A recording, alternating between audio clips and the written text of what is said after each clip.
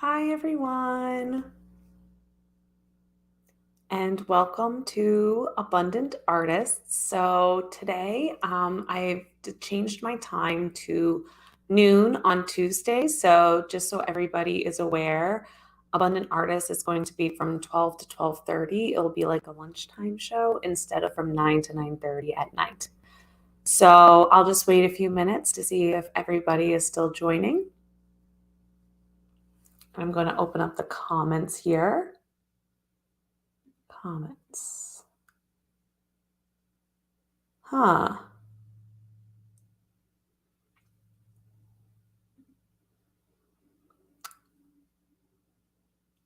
I am. Oh, here they are. I think this is a comment. Maybe.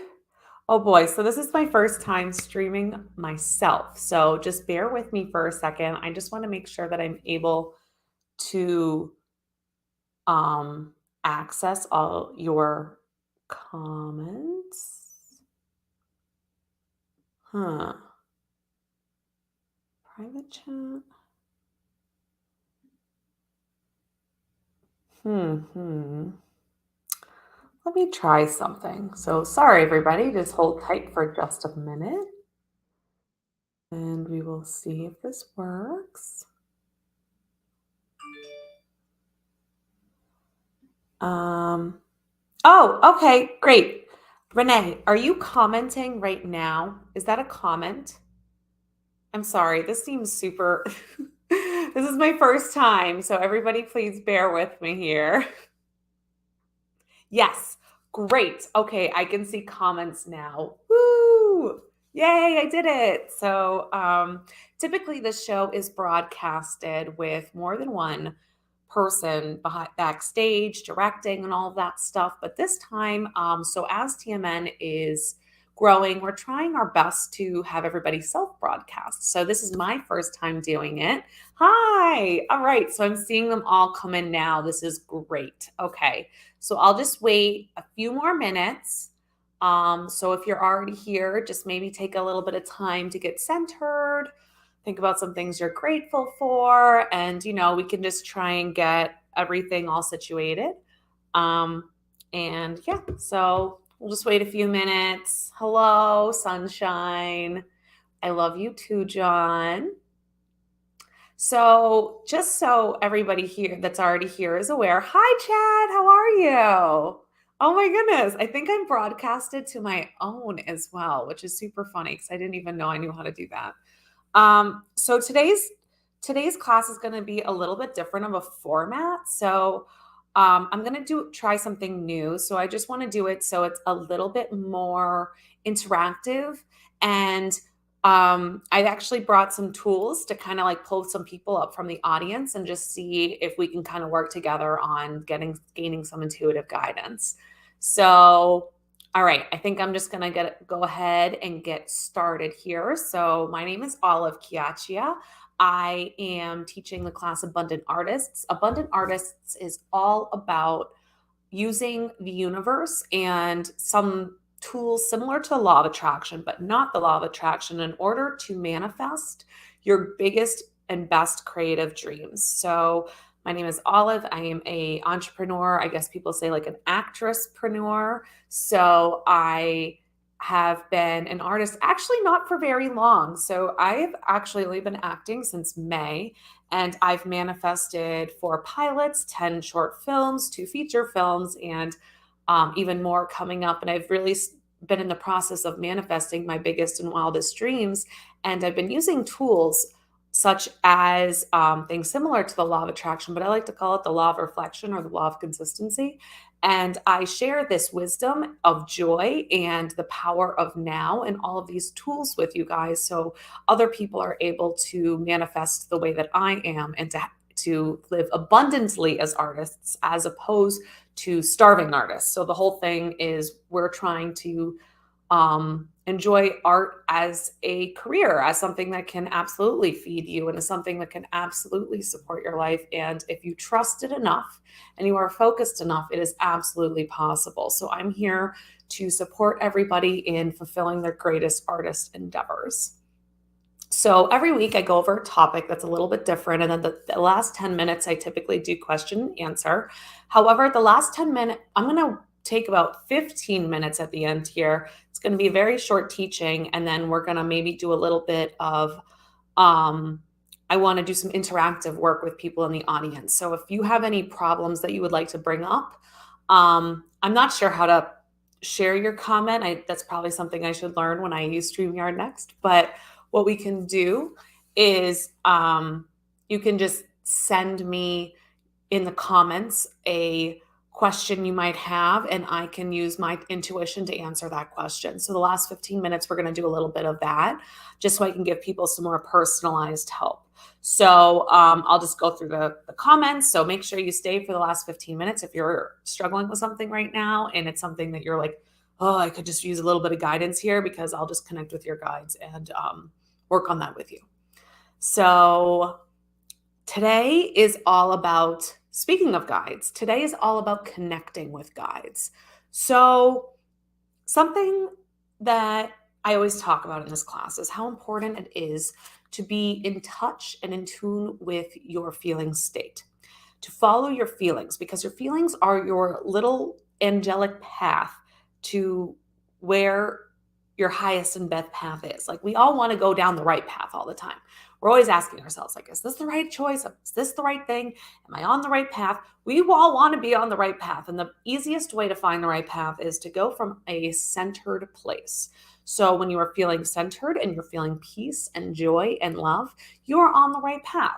So that is a very important way to know you're going the right way. But what I don't always think I make very clear is the reason that your feeling state is so important in this work is because when your feeling state is centered, you are able to connect those like good feelings and that like, yeah, this is the right thing. And like that easy flow when you're doing something that's really easy, simple, and fun for you, that's actually guidance.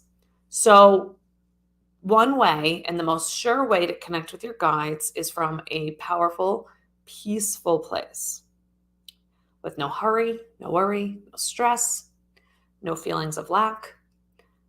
Now, when we are not feeling that way, the best thing to do is to release any negative emotions by feeling them to the fullest, feel that awful negativity, and then let them go. And I know it's easier said than done, but if you try it a few times, so everybody just take a moment and feel your feelings. And this might be a very uncomfortable feeling. So something that I've been feeling recently has been a lot of rejection, which is very common as an actress. And I would say some friction. I've had some friction in my life. So I'm going to feel those feelings really deeply and feel the pain that comes with them. And I'm going to take a deep breath, because we don't want to feel it for more than like maybe 30 seconds. If it's really bad, you can do like 5 minutes, but take a deep breath. And then on my exhale, I'm just going to give it to the universe. And then wait maybe 5-10 minutes. If it's still there, just do it again. Keep doing it until it's released. Doing that is more important than anything else on your to-do list, because your to-do list will all of a sudden be a lot shorter once you get to a positive space, because your guides put you on like a fast track. So when like your brain's trying to come up with all this like busy work and stuff, it's not always the most flowing way. And when we get to that like flowing way, everything happens so much faster. Like, you know, when you're just like in the zone, you're doing emails, then you're like, oh, wait a second. Like, I just did like the amount of work that would have taken me like 4 hours in 20 minutes.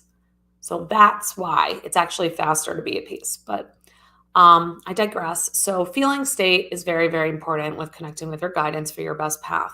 Sometimes it's really hard to know what your feeling state is, though. Sometimes it can get a little challenging. So there's other tools that I want to share that you can use. Now, it depends on your religion. If you religiously don't feel comfortable with these tools, you absolutely don't need to do it. No pressure.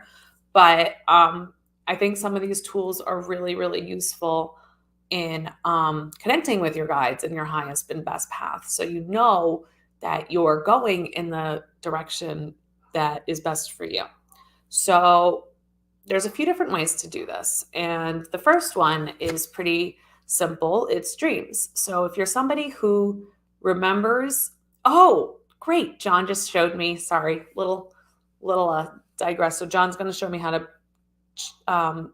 cast the comments. So if you put a comment in, I can put it on the screen for the end. But before that, we're going to continue talking about dreams. So not everybody remembers their dreams, so this isn't always the way to work. But what I'll do if I'm trying to talk to my guides through my dreams is I first set the intention. I go, okay, guides, I want to talk to you through my dreams. And then sometimes I'll like write down on a piece of paper when I want to ask them or what I want clarity on. And I'll put it under my pillow or I'll put it under my feet, wherever feels right for that night. And sometimes people put like amethyst under their pillow too. I know that can help you with dream recollection. But sometimes if I'm like, guides, I might not remember my dream. That's cool. But like if I wake up in the morning, can you just put the answer in my head? And that works a lot of times. So this morning I was wondering what to do about a certain situation I'm in. And I asked my guides, I was like, all right, just tell me tonight. And then I'll wake up and can you just give me the answer? And sure enough, I had the answer. So that's a really simple way. Another way that you can talk to them is through things like pendulums or dowsing rods, symbols too. So something you can always kind of direct the conversation. So guidance will always tell you that you have free will. And I will tell you that too. You can do whatever the hell you want. However, for things like if you are like, all right, I don't want the free will. I would like to go with faith instead. So they're there and they're ready to talk to you. So what you can do is ask them. They're usually pretty nice. Like if you're just like, yo, hey, universe, can you give me some like strong symbols if this is the right move? And you can even say what you want that symbol to be, and they'll respect that. I mean, if it's something crazy, maybe not. If you're like, hey, can you like have Mars crash on my front lawn if I should buy this house? Like, I mean, probably not, but like, because it can't be something that's going to like mess up other people's paths. Like you want it to like kind of stay in your own lane. You don't want to like mess with the other parts of the world. But I'll give you an example of one I did this week. So I was interested in manifesting just a little bit more money. I was like, yeah, I could, a few $100 would be cool. Right now I'm buying 2 houses and, that always helps. I'm secure with what I have, but like, it's always very helpful to have a little bit more. So I was like, if it's right, I'd like to manifest that. And if it's the missing key, I thought of it as kind of like the missing key, like maybe just like one other stream of income. I'm a very multi-streamed income kind of person. And I was like, oh, I'll just take one more. So in wanting to take one more, I decided to, I said, if this is the missing key in my life, I would like you to like literally just show me a key, tell me something about a key, do something with a key, just like an actual key. That seems like an easy way for me to understand if that's the right thing or not. So, after that, a little time went by and I was doing my morning like stillness, I guess you could call it, or meditation. And then, I was just thinking about this bar that I've been to a few times recently. And I was like, I've never bartended, but I am an actress. And I feel like that's like a thing to like work at a restaurant or a bar. Maybe I should ask if they're still looking for help. Like I have absolutely no bartending experience at all, but I was like, let's see, and if it's the right thing, that's we'll see. So the key will show up about 5 minutes after I finish this conversation. My brother runs in the house. He's been staying with us for a little bit, and he runs in the house. He goes, Olivia, I need your keys. Where's the key? I need the key. And I was like, oh, okay. So then I took my key out and he was like, great, thank you. I'll bring it back later. And I was like, seems like a good little breadcrumb there. That might be the right way. So then later in the evening, I found out that they were having, this was yesterday, so it was Valentine's Day comedy show. And just so happens, one of my co-stars from a pilot that I'm in was going to be hosting it. So I was like, okay, well, I got to go. So I went, and I didn't have a Valentine. I'm very single. So it was a self-love day. And I will get to your comment later, John. I see that you asked a question about Valentine's Day. So we'll definitely go over that next. But I went there and I listened to the comedy. And at the end of the night, I said, hey, I remember you were looking for some help. I have zero experience in bartending, but I think you should hire me. And he said, yeah, I'd love to. And I was like, wait, really? Because like I don't know how to pour a drink and I spill everything. Like, not to undersell myself, but like, oh boy. And he was like, nope, I actually prefer people without experience, and I'm looking for some new help to help out with the events in March. How does that sound? And I was like, great. That was easy. So then I'm gonna follow up tomorrow and we'll see where it goes. So, it can be something like that. And and the way that I kind of came to that was I was just doing a little meditation. I allowed the bar to come into my brain. So I was like, oh, place is pretty cool. And then I asked for a little bit of guidance, a little bit of help, because while I know that I can make my own choices here and I have my own free will, I asked for a key and I got the key. So that's something else you can do. And the final thing that you can do, oh, I'm a little over already, but that's all right, is I like to use tarot.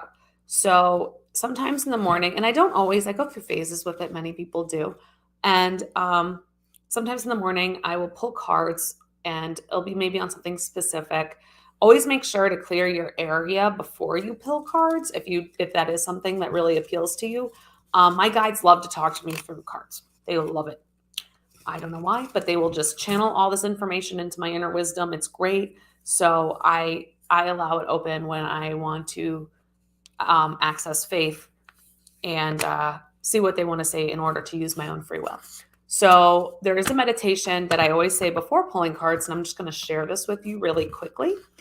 I think it's very important that you clear space before you use cards. So to clear, I always say I call upon the guardians, Archangel Michael, for their protection of the space. I call upon Black Tourmaline as I sit inside your sacred shelter of protection. I ask the goddess, may I walk through the gates, and then may she bar the gates from lower vibrational entities that I command to leave this reading, leave this space, leave my body, and leave this house and go to the light. And I call upon my spirit guides for your protection, your wisdom, your guidance, and your support, and divine messages for my highest and best path. And then I say, I'm now open to receiving. And then what I also do, oh, thank you. I'll put that on the screen right now. Wait, if I can figure out how to do that. I did it. Woo! Okay, great. I'm doing it. And then I say, I'm now open to receiving. And then I look at a little dial and I see the dial turn up, if that makes sense. So that's how I open it. And so this morning I was just feeling a little unsteady because I've taken a very, I went really big with the path I'm on right now. I'm attempting to be an actress on TV and starting a company where I work with $1 million brands. So it's like a really big step, and that can be kind of unsettling at times, no matter how much peace you have. So I was having a hard time. And then, so I was like, oh, I just need like a card. So I pulled a card. I pulled the Seven of Pentacles. So for that, it's like what Seven of Pentacles is about is a lot about long-term. So it's like it's sometimes hard to see the trees in the forest, I guess. And sometimes I have a hard time seeing the end because everything I'm doing is very long-term right now. And the card's all about the long-term path.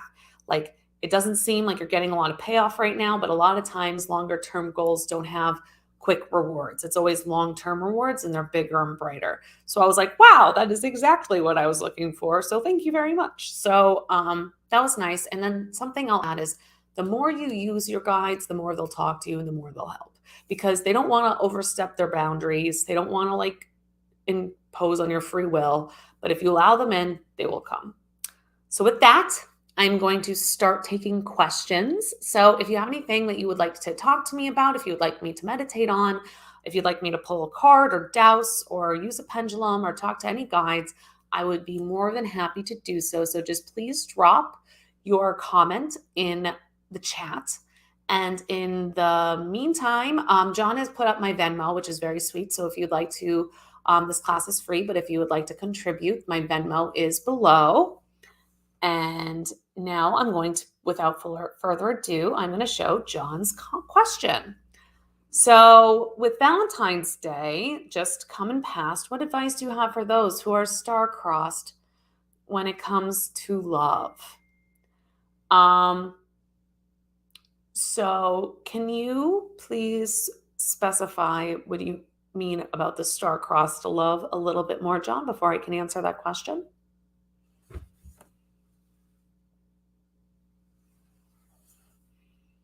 So we're just going to wait for that for a second.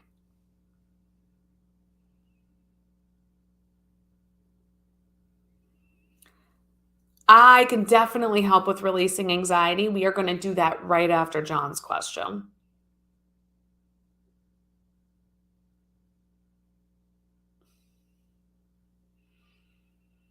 So what do you mean by star-crossed, John?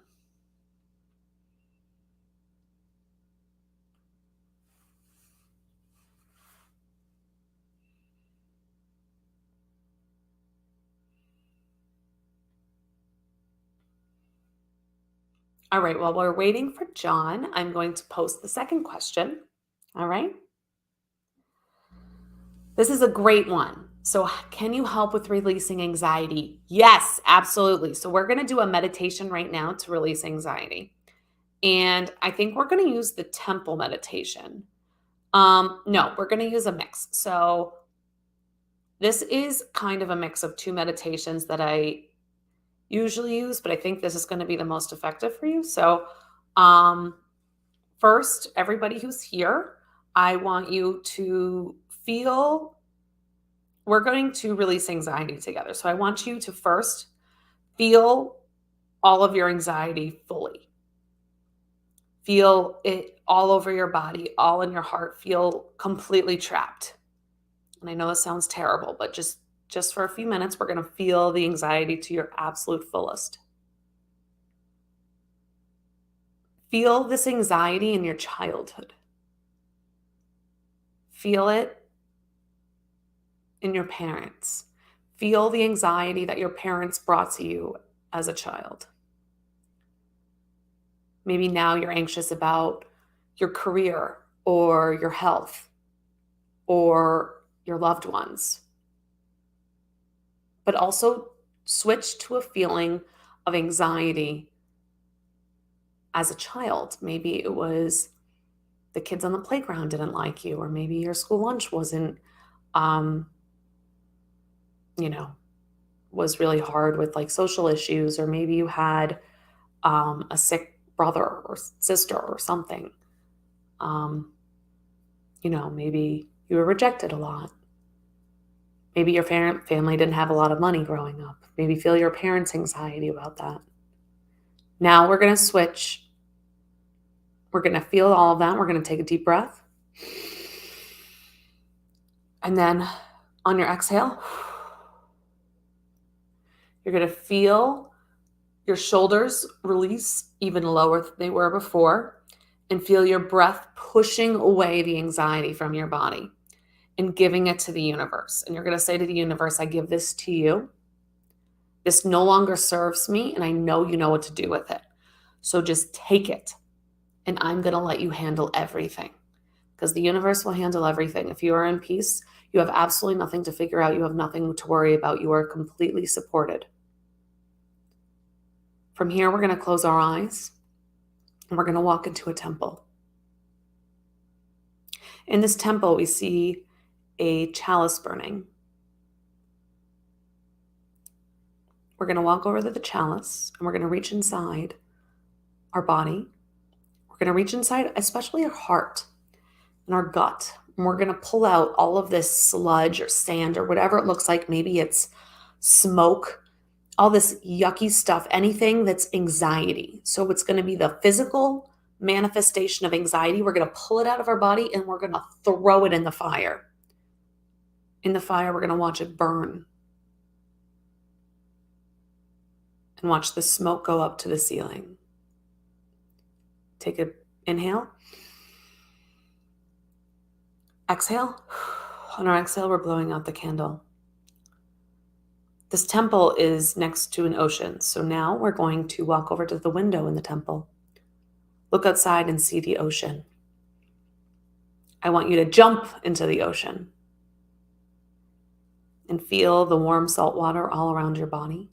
Once again, we're going to reach inside our bodies, maybe in our arms and our legs. This time, we're going to pull out any feelings of anxiety, any feelings of worry or rush or hurry. Pull all of it out of your body. Maybe it looks like muck. Maybe it looks like smoke or sludge. And we're going to throw it in the ocean. We're going to give it to the ocean. And the ocean is going to welcome it. They're going to receive it because they know what to do. It's like a emotional, kind of like a compost. That's the word I was looking for. We're going to take it all out of our body. Next, we're going to swim to the shore. Once we get to the shore, we are going to do the same thing. We're going to take all, maybe out of our hair now. I feel like it's like still there's anxiety in our hair. We're going to like pull our hair out. That's like an anxiety thing, right? We're just going to pull it all out. We're going to pull out anything on our skin, anything in our lower intestines, anything in our feet and our legs. We're going to pull it, and we're going to actually, this time we're angry. We're going to pound it into the ground. The earth can handle it. It wants it. We're going to pound all of that anxiety into the ground. Deep breath in. On the exhale, we're going to blow the anxiety into the ground. Next, we're going to jump. But as we jump, we're going to start flying. Once we're in the air, we are going to do a final search for anything left in our body that resembles anxiety. We're going to go through our entire body like a scan, a full body scan, and we're going to take every little piece of sludge, dirt, and mud and anxiety out of every pore, every cell of our bodies, and we are going to let it disperse into the universe. We are going to let it go into the air. We're going to pull all of it out now. Every last bit of it. And when we take a deep inhale this time, we're going to let the rest of it go on our exhale. We're going to float back down to the earth. Feel your feet in the sand. Look at the ocean. Look at the temple. Look up to the sky. Take one more deep breath. And on your exhale, remember that you are free. Free of anxiety, free of worry. And just relax. Well, that was lovely. I hope you guys liked that too. I loved it.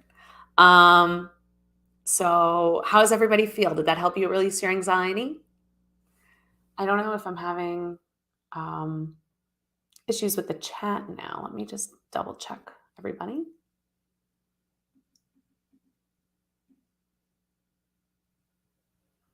All right, let's see. Wow, awesome.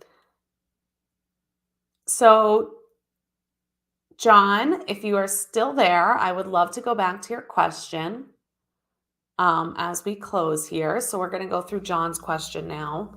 Once again, I didn't get a follow-up on it, but I think I know what he was. Oh, good. Okay. So, yeah, you might, it actually, I have heard of that. Like you might feel nauseous or something like that as you're doing such a big release.